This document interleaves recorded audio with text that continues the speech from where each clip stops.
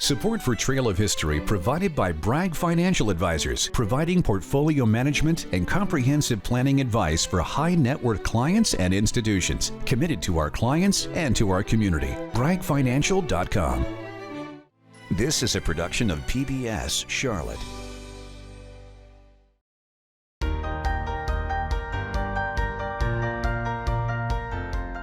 Pepsi-Cola, a taste born in the Carolinas, but known around the world. However, what you may not know is the role a Charlotte entrepreneur and his wife played in the history of this sweet and fizzy beverage. The local company they founded went on to become the oldest Pepsi bottling franchise in the country, under the leadership of their granddaughter. This is the story of the Pepsi-Cola Bottling Company of Charlotte and the foundation of philanthropy the family business created.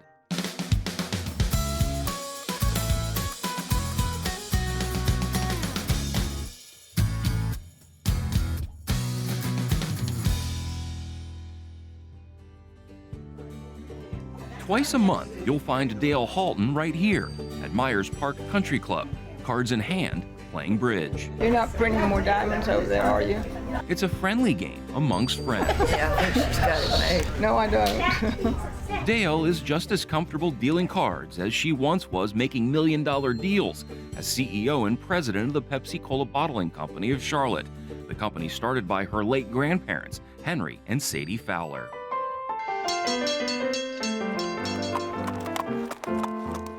The couple married in 1903, at a time when Charlotte's population was around 20,000. My grandmother was called her in those days a grande dame. That I'll never be, and that's okay. And she didn't show her heart. My grandfather did, and he was a good man. My grandfather grew up on the family farm north of Salisbury. He came to Charlotte as a bookkeeper for Adams Grain and Feed. Fowler excelled at his job and quickly advanced, but it was a side job that changed the couple's direction. He also did some nighttime bookkeeping for Mr. Snyder, who had the Coca-Cola franchise. And he knew that there was some money to be made in this brown water. Brown water, as it was called, the refreshing carbonated beverage that was becoming all the rage at the start of the 20th century. In 1893, New Bern, North Carolina pharmacist Caleb Bradham developed his own recipe, which he sold at his pharmacy. Bradham patented Pepsi-Cola in 1903, and soon after, my grandfather hopped on the bandwagon. Henry may have been on board, but he still had to convince Sadie. So they were definitely partners in this. In the beginning, she had come home, and my grandfather said, "Sadie, here, taste this." And obviously, they'd been talking about it. And she tasted it and she said, "Henry, that will do just fine." He was the first franchise bottler of Pepsi in the whole world. And my grandmother was right there with him. They would bottle it at home at first, and he'd go peddle in the day. Then they moved to the back of the blacksmith shop on West Trade. Now, if you're wondering how a Pepsi bottling franchise works, they get the rights to bottle and distribute the product. You have to pay for the franchise. And then Pepsi-Cola Company makes its money by selling us the syrup. The Pepsi-Cola Bottling Company of Charlotte grew quickly. In 1908, Fowler bought one of the first delivery trucks to travel the roads of Charlotte. Early in the company's history, he proved resourcefulness was a key to success in the cola business. Pepsi syrup did not have sugar in it. The Coke syrup came with its sugar. So when there was ever a sugar shortage, Coke bottlers were at an advantage over the Pepsi bottlers because we had to buy our sugar. One time my grandfather predicted a sugar rationing. He bought a warehouse in Wilmington, North Carolina, bought a semi, and hired a driver, and he stashed sugar in the warehouse in Wilmington so that when the sugar shortage came, he was in pretty good shape. Henry also took company assets very seriously. There's one story of him going back out to win back a loss that one of his employers had done. In a poker game, lost the Pepsi truck and the product on it. He came back in, he didn't have anything, and my grandfather was really mad. But then he found out where the game was, and he went back out to the game, and he won the truck and the product back.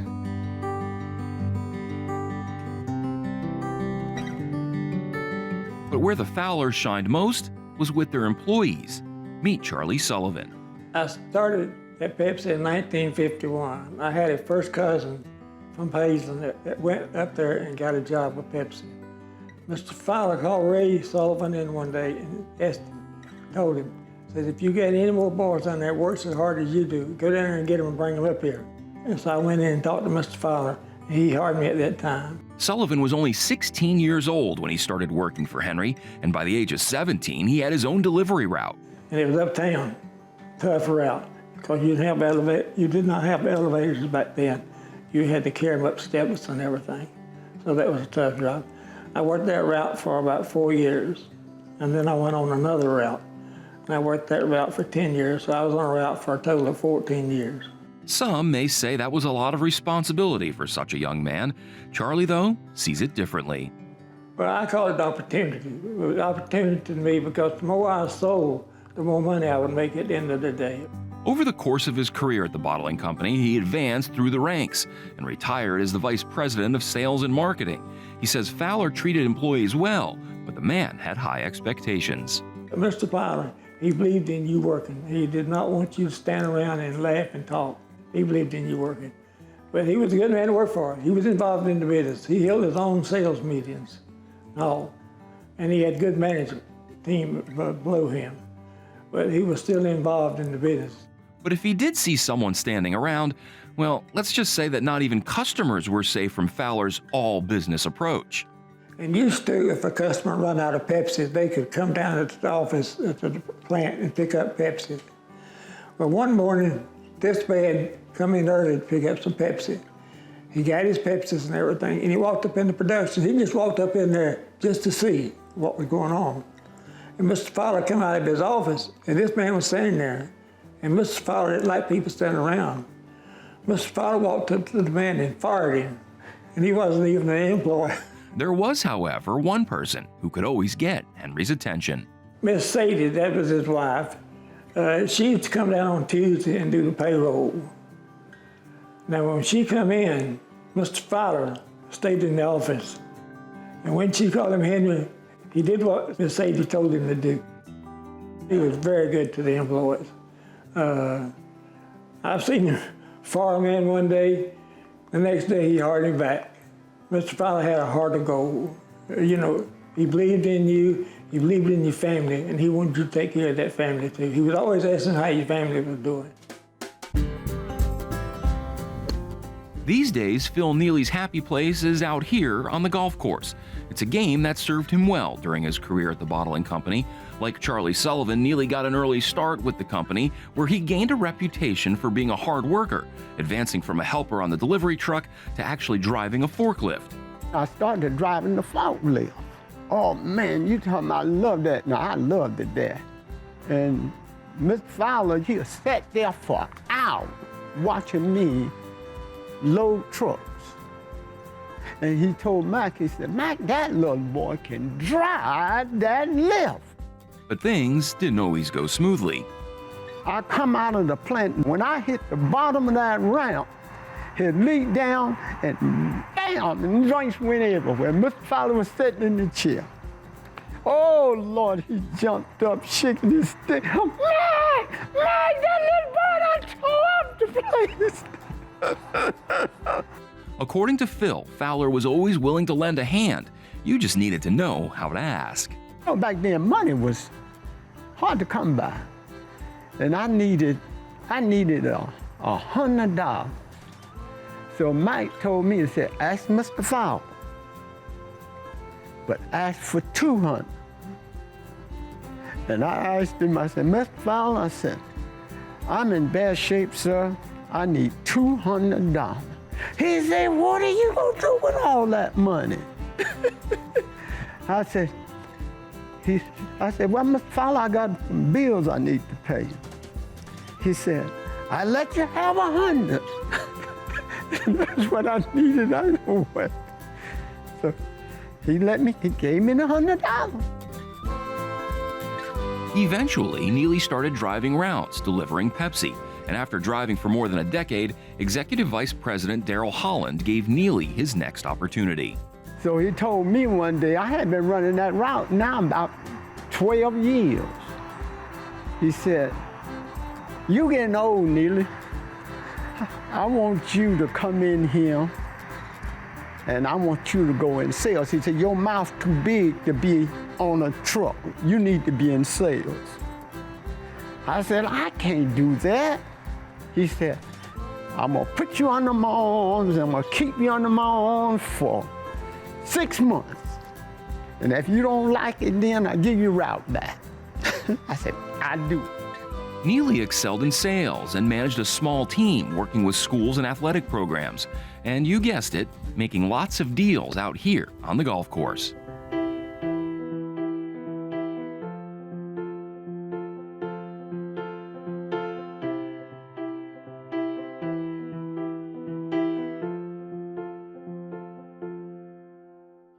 In 1958, Sadie Fowler passed away, followed 13 years later by company founder Henry Fowler in 1971. For the next decade or so after their deaths, the company struggled, and it was during this era when Marilyn Gallagher in 1980 found her way to Charlotte.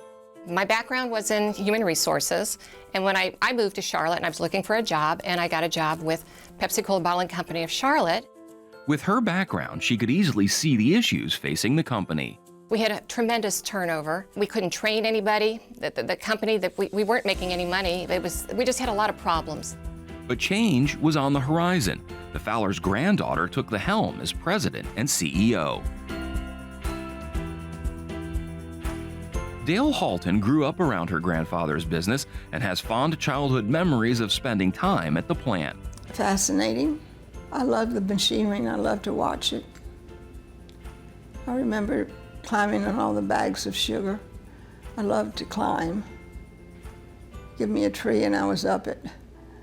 And I didn't really understand it all as a child, what it was and what it would eventually mean to me. I loved being there. I loved the smell of the production area, all that sugar and syrup.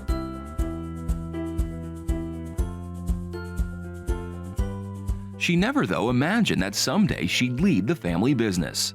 It was a little scary thought, but at that time, it was very unusual for a woman to be leading a business of that size. The year was 1981. I hadn't been in business, but I'd done a lot of good volunteer leadership and all over the years, so I knew basically how to do that, but not on that scale that I was suddenly in. I went from, as I said, from the laundry room to the boardroom, and all of a sudden, whoops, what do I do now? The answer to that question was right before her. We had a great team already. They just hadn't been allowed to do their jobs. Couldn't have done it without Dale Halton. And he said, "I'll be there for you," and he was, always. He was my COO, and I just adored the man. He was my guiding light. He was my mentor. The duo quickly developed a strategy for the company's future. Darryl and I took over. He wanted to know what I foresaw for the business. I said, first we have to get financially sound. And then I want to take care of the employees. So if we take care of them, they'll take care of us. They'll take care of the company. And that's what we did. Dale was really great about doing things to help the employees. One way to stop the turnover was to increase the pay of the employees, because we were barely paying probably minimum wage at that time. We paid the employees more. We did improve the benefits. Halton says she always led the company with her grandparents in the back of her mind, never more so than when it came time to renovate the South Boulevard plant. I remember we had saved enough money to pay for half of the reconstruction. And I was working one morning and I felt these eyes boring into me. My grandfather did not like debt.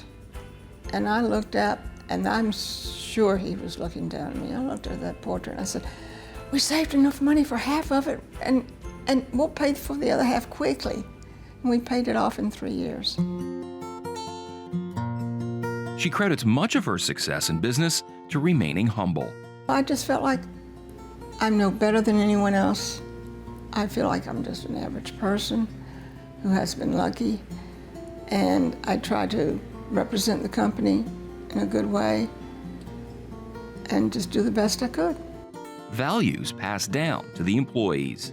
If I had a question about how I should handle something or how I should do something, I was usually told what's the right thing to do. And that was a real freedom to work with a company like that. In the 1980s, Dale joined an extremely small number of women heading up large companies. But by 1986, she had established herself as a leader in the community. I remember the first board I was asked to be on. I went to say, Daryl, I'm not ready for this. And he gave me a lecture and sent me out the door. And that made me feel good. Someone had faith in me that I could do it, and that was always a good feeling. She did join that board and became one of only 2 women at the time serving on the Charlotte City Board of First Citizens Bank. Back at the bottling company, Marilyn Gallagher says she feels fortunate to have worked for Halton. She'll push you to do things that are good for you. So, and that helps develop you, but where maybe you wouldn't see the need or wouldn't do it before, and yeah, no, she's good that way. But according to Gallagher, Halton didn't stop there. I had the benefit of having a female head of the company. I had a baby back then, and I asked if I could bring my baby to work with me because I had no one to back me up. I had no person who could do my job if I took off 3-4 months. Came back after 10 days, and I had him there for 9 months. Everybody loved having a baby there. He got a lot of attention, never was sick a day. And Dale Halton gave him his first drink out of a cup, and guess what it was? Pepsi-Cola. She was right there too. She would come in and pick him up if I was on the phone, and if he woke up, she'd come in, pick him up, and walk around with him and everything. So he was kind of a benefit for everybody too, because there's nothing like playing with a baby during the day when you're at work. I'd say Dale's just real easygoing, lovely person. She's very supportive of everyone. She was a good leader.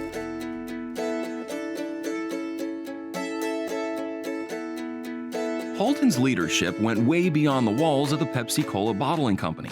Former UNCC athletic director Judy Rose first met Dale while fundraising for a new scoreboard for the university. Like Halton, Rose found herself leading in what at a time was mostly a man's world. She became one of only a handful of women college athletic directors in the nation. She says Halton took her under her wing. She doesn't just say she's going to be your mentor, she walks the talk. She, along with Pat Rogers, became 2 very strong female mentors for me in a mostly male-dominated profession. I would get a phone call from Dale and she'd go, Judy, what are you and Ken doing on March 16th? And I'm like, I don't know. And she goes, well, now you're going to the Red Sword Ball. And I'm like, the what? And she said, the Red Sword Ball. I said, what is the Red Sword Ball? She goes, well, it's a fundraiser for cancer, and everybody that you are going to need to know and ask money for will be there. You are invited, you and Ken, to sit at our table. I like helping others. I feel that if I can, I should, and I want to. I didn't realize what I was doing. I just knew she needed to get out and get known. And it didn't take long for her to do it all on her own. And she's done an unbelievable, wonderful, super job. And she's a dear, dear friend. Halton's generosity has far exceeded that of mentoring to others. She credits her grandparents for laying the strong financial foundation that has enabled her to do so much for the community. Since 2006, she's given millions of dollars to various schools, nonprofits, and charitable organizations. At UNCC, Halton's generosity has helped countless students reach their educational goals. The Halton name is most prominently displayed in Halton Arena, the Dale Halton Reading Room in the library, where memorabilia from Pepsi is proudly displayed, and the Halton Wagner Tennis Complex. She's one of our strongest supporters. But Dale isn't seeking recognition. When she donated funds for the field house at the football stadium, she secretly worked with the university to name it for her friend Judy Rose, who was under the impression that it would bear the Halton name. And I look at it and I was speechless, and I am never speechless, but I was totally speechless, and I just was in shock. But that's so typical of Dale, naming it in my honor.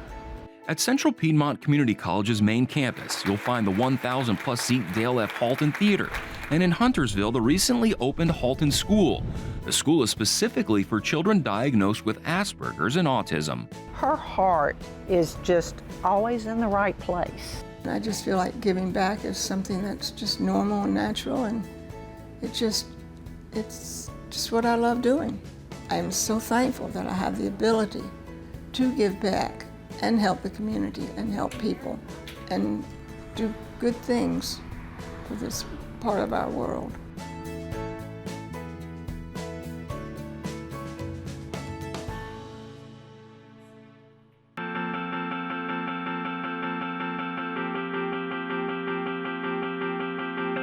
In 2005, the company her grandparents built from the ground up celebrated 100 years of business.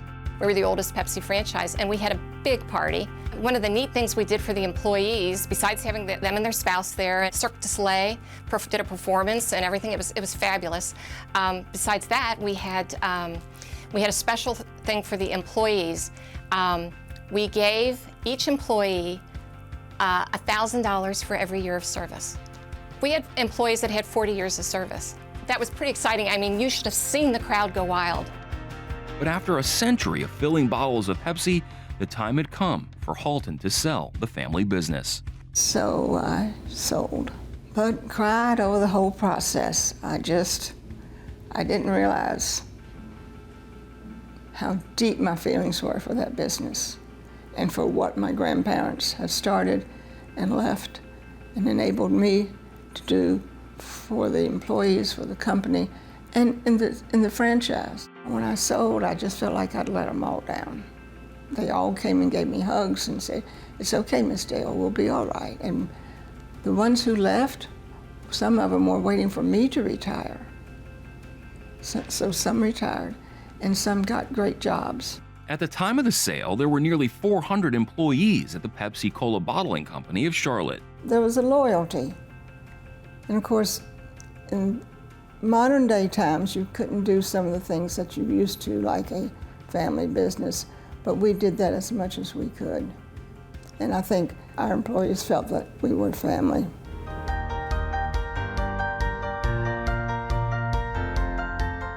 When the Fowlers started their business back in 1905, it was impossible for them to know where bottling the fizzy brown water would lead.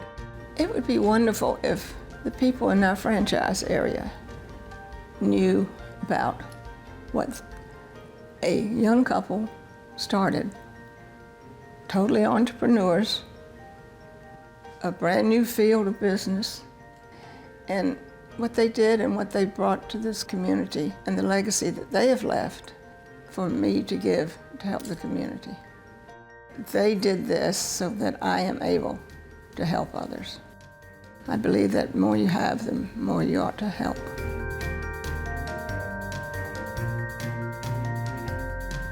The Pepsi-Cola bottling company of Charlotte's location on South Boulevard is long gone, but the legacy that Henry and Sadie Fowler and their granddaughter Dale Halton have left to the Charlotte community is impossible to measure. Something to think about the next time you pour a glass of Pepsi. Thank you for watching this edition of Trail of History.